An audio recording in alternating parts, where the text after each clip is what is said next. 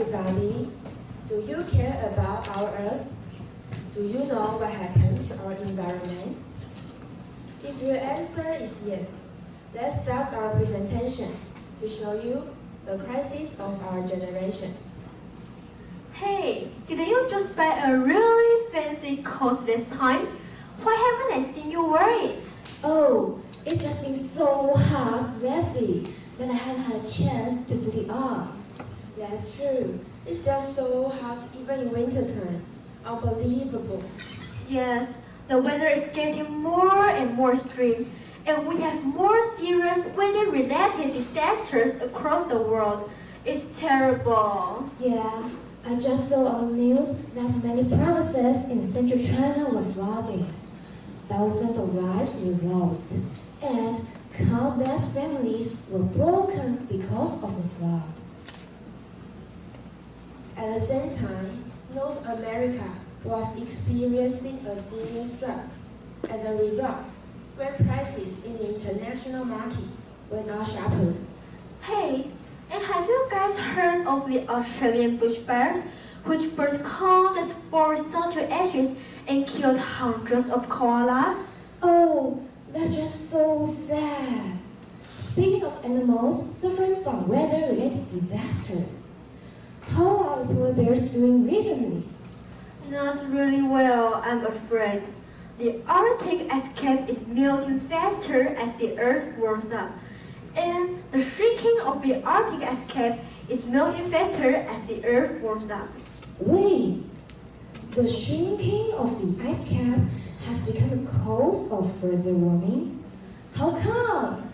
Well, it's because the color of sea ice, which is white, reflects more sunlight than other colors do. When the ice-carved area gets smaller, a greater area of seawater will be exposed to sunlight and absorb more heat. I see. But would it take a long time for the huge ice cap to melt down? Not really. The Arctic ice pack is melting nearly 100% faster than it was previously estimated. At this rate, it might disappear by 2040. Oh my God! What can we do to stop this? We can help to slow down global warming by curbing the greenhouse effect. What's the greenhouse effect? Does it have anything to do with gardening? No, my friend, it is only a metaphor.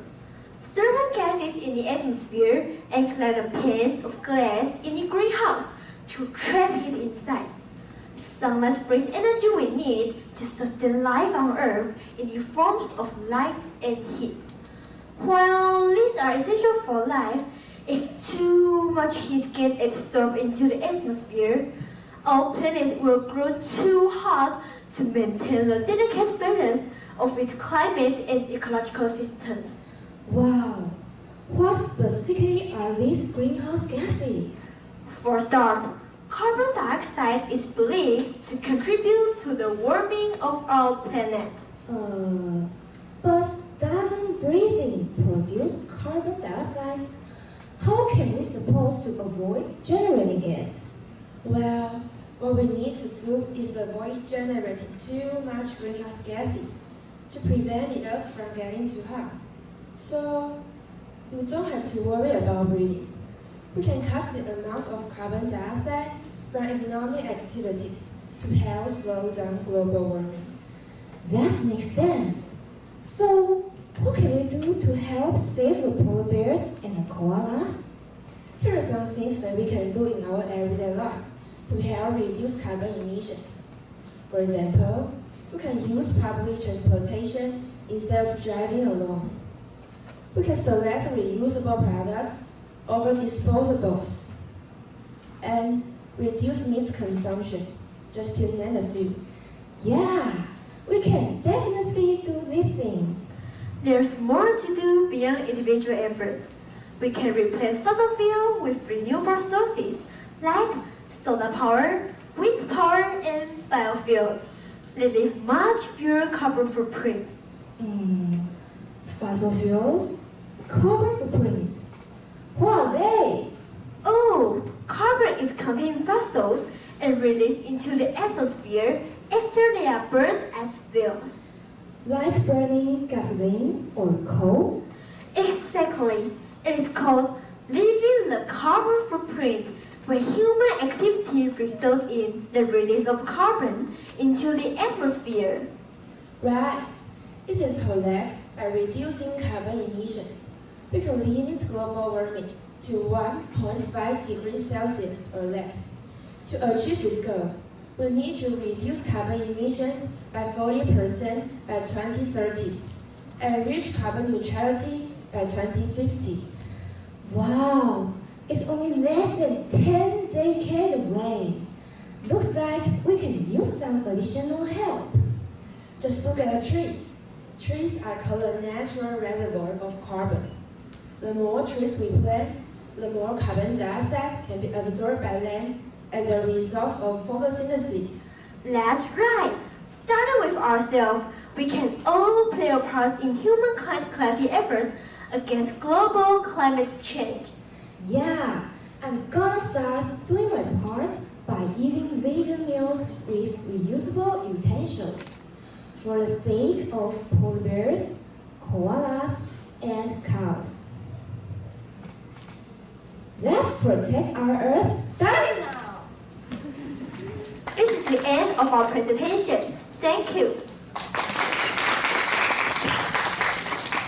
Thank you for giving us such a wonderful presentation. I love your clever use of icons, very eye-catching.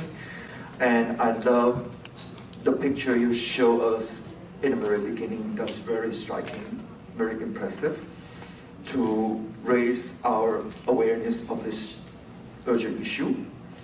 And I admire your pronunciation and proper intonation, particularly your good teamwork in maintaining such, in using a smooth conversational style to deliver your presentation. I love that. And thank you again for bringing this issue up. I think that's a very critical issue for now, even in Taiwan, for example. Today, we're having a referendum today, and part of the issue is related to the global warming. But, so thank you for that.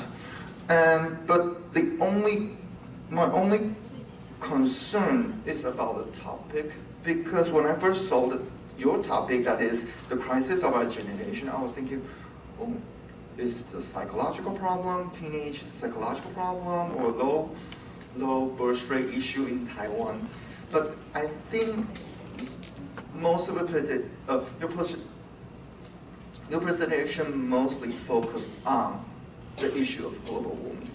So perhaps you might consider to revise your topic and narrow down your topic to the topic like global warming. Yeah, that's the only suggestion that I would point out. Thank you. Thank you.